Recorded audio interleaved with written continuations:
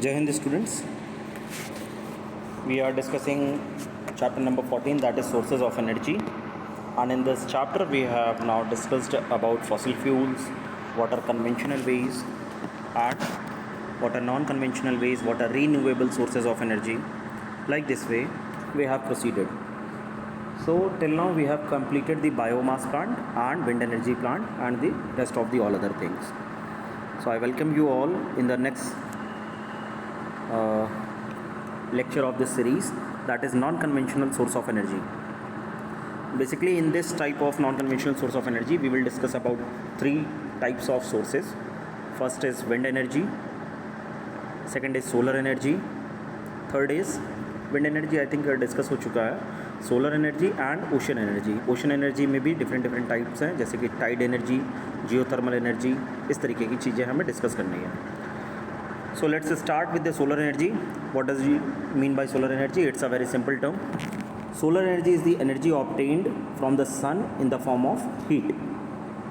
You obtain the energy in the form of heat and light, and this heat energy is used in the solar devices like solar cooker, solar water heaters, solar furnaces, etc.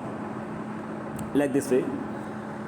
Light energy we are consuming day wise, starting our day with the light of sun, so that's a different thing. But can we absorb the heat, trap it, and can make us some useful thing out of it? So yes, with the help of solar cooker we can make our food, we can cook them. They will be as delicious as they are cooked on an LPG gas. So what do you mean by the solar cooker? It's a box type structure which has an insulated box painted black inside. See the figure. This is a type of a solar cooker. From here sunlight comes, they reflect and get into this box chamber. It is black painted from inside and which is insulated also, and the heat or the light that is trapped in this box, it is not allowed to escape out of it. That's why it is written here that there ki they are insulated. So it is covered by a glass plate which allows heat to enter inside but does not allow to escape out of it. It has a mirror to reflect more sunlight into the box. The food to be kept in a container inside the boxes. It can produce a temperature of 100 to 140 degrees Celsius, which is sufficient to cook the food. Similarly, we can use the solar energy in the form of heat in solar water heater. What are they? Just आप इसका एक look ले लीजिए ज़रा, ये photo देखिए. यहाँ पे कॉपर ट्यूब्स लगी हुई हैं कई सारी. इनसे आपकी जो है वाटर को पास कराया जाता है, एब्जॉर्ब किया जाता है सनलाइट को, उसके बाद ये वार्म अप होती है. So it's a Luke warm water. और जैसा आप चाहते हैं कि अगर एकदम बॉयल वाटर आपको चाहिए, so it can give you also that one.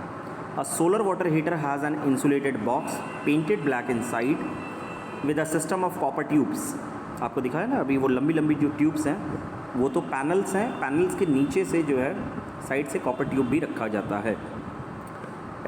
ज़्यादा डिटेल्ड में नहीं है, आपको बस केवल नाम आपको जानना है और कैसे काम करते हैं ये आपको समझ में आना चाहिए एक ब्रॉड आइडिया के तौर पे.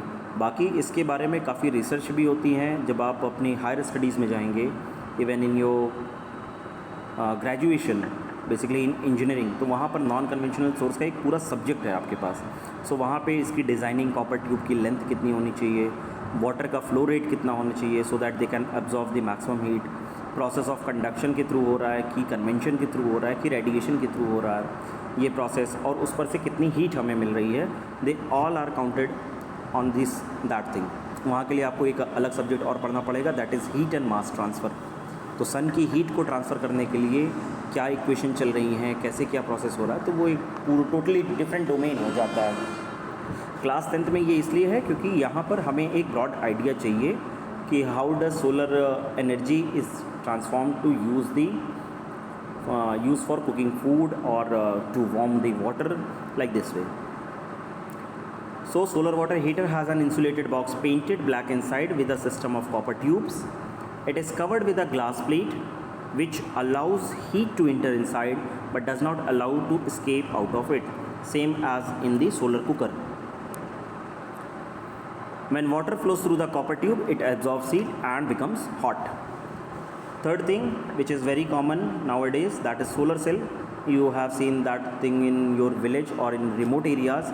We can find it easily. So it's a device which converts solar energy into the electrical energy. Solar cells are made up of semiconductors like silicon, germanium, gallium. अब silicon, germanium, gallium कैसे काम करते हैं ये आपको modern physics में बताई जाएगी when you opt for physics in your class 12th. और एकदम लास्ट में मॉडर्न फिजिक्स का हम लोग बात करते हैं सेमीकंडक्टर्स में, तो वहाँ पर आपको गैलियम, जर्मेनियम और ये सिलिकॉन कैसे काम करते हैं ये आपको वहाँ पर बताया जाएगा. यहाँ के लिए आपको केवल इतना याद रखना है that solar cells are made up of silicon, gallium and germanium. A single solar cell can produce a voltage of about 0.5 to 1 volt and produces about 0.7 watt electricity. So several solar cells are arranged in solar panel to produce more electricity. जितना आपकी ज़रूरत है आप उतने solar cells को connect करते जाइए. अभी कनेक्ट कैसे करते हैं ये इसके डिसएडवांटेज में आता है. ये देखिए, since silver is use for the connecting the cells together it is more expensive. This is the main disadvantage of solar cell. आपको सिल्वर एक एक्सपेंसिव मटेरियल यूज़ करना पड़ेगा to connect the solar cells. Okay, दूसरी क्या disadvantage है? It uses a special grade of silicon which is again expensive. Third is the current produced by DC, and to convert it into AC it increases the cost of the plant या cost of the structure. एक छोटा सा structure होता है, एक पोल होता है, पोल grounded होता है और यहाँ पर एक सोलर पैनल लगाया जाता है और आगे एक छोटी सी light, most probably LED lights आजकल चलती हैं इसमें. Now what are the advantages? It's a renewable source of energy. Yes, it produces electricity which does not cause pollution. This is the most I think कि आज के time में अगर कोई चीज़ पॉल्यूशन नहीं कर रही है तो वो ज़्यादा रिलायबल और ज़्यादा ड्यूरेबल है. पॉल्यूशन के क्या इफ़ेक्ट हो सकते हैं ये हम लोग बहुत अच्छे तरीके से देख रहे हैं.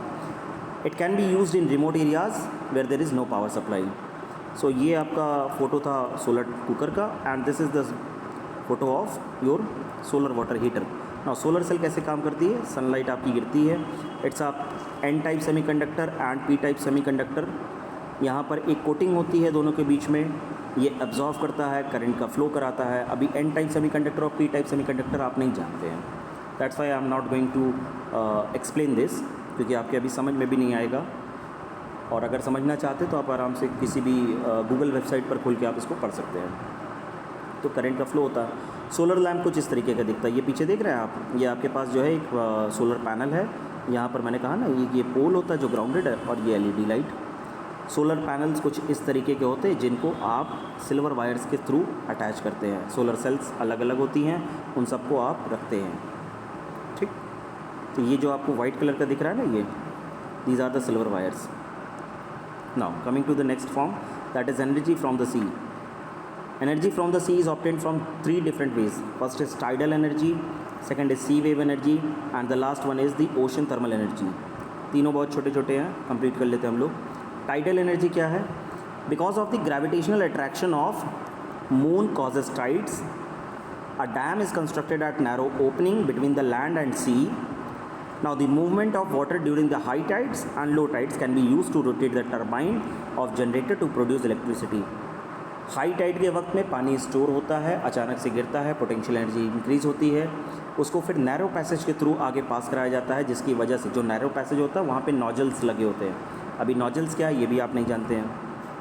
नोजल्स एक ऐसा स्ट्रक्चर होता है छोटा सा, जैसे आपने पाइप से पानी डाला होगा तो वो पाइप का आप आगे थोड़ा सा क्रॉस सेक्शन कम करते हैं तो उसकी स्पीड बढ़ जाती है. सेम काम नोजल का होता है. वो नोजल उसकी स्पीड बढ़ाता है. इस हाई स्पीड से जब आप टरबाइन पर इस वाटर को इंजेक्ट करते हैं, टरबाइन रोटेट करना शुरू करती है, पीछे डायनेमो लगा होता है और फिर आप इलेक्ट्रोमैग्नेटिक इंडक्शन प्रोसेस के थ्रू अपनी इलेक्ट्रिसिटी को प्रोड्यूस करते हैं. What is sea wave energy? When strong wind blows over the sea it produces huge waves. The kinetic energy of the moving wave can be use to rotate the turbine of generator to produce electricity. All in all आपको करना ये है production of electricity के लिए कि आपका turbine किसी तरीके से मूव करे. आप उसको पानी डाल के मूव करा रहे हैं, आप उसको स्टीम डाल के रोटेट करा रहे हैं, थर्मल प्लांट के थ्रू पानी को हीट करके वेपर बना के फिर उसके ऊपर इंजेक्ट कर रहे हैं, कुछ भी करिए आपका टरबाइन रोटेट करना चाहिए बस। Ocean thermal energy, there is a temperature difference between the warm surface of water and cold surface at the bottom of the ocean. Almost ये टेम्परेचर का डिफरेंस होता है 20 degree Celsius. The warm surface of water is use to boil liquid ammonia and vapour is use to rotate the turbine. फिर से यहाँ पर वही कहानी कि टरबाइन को रोटेट कराना है, यहाँ पर भी टरबाइन को ही रोटेट कराना था। ये रहा टरबाइन, एक बार रोटेट कर गई फिर आपकी चीज़ें आपके हाथ में है। Turbines are generated to produce electricity. The cold water from the bottom is then pumped up to cool the vapor back to liquid. This way it is going to be a renewable source of energy. It's a form of tidal energy का ये figure है आपके पास, ठीक। सो आप इसको देख सकते हैं, समझ सकते हैं। वॉल्व ओपन किया जाता है, टरबाइन ऑपरेट होती है, टरबाइन पे पानी इंजेक्ट होता है और ये रोटेट करना ऐसे शुरू करती है, ठीक। इस मेन वॉल्व का काम क्या होता है, मेन वॉल्व के थ्रू रिजर्वायर से पानी ऐसा इसके वॉल्व ओपनिंग के पास आती है। सो थैंक यू एंड जय Hind, God bless you all.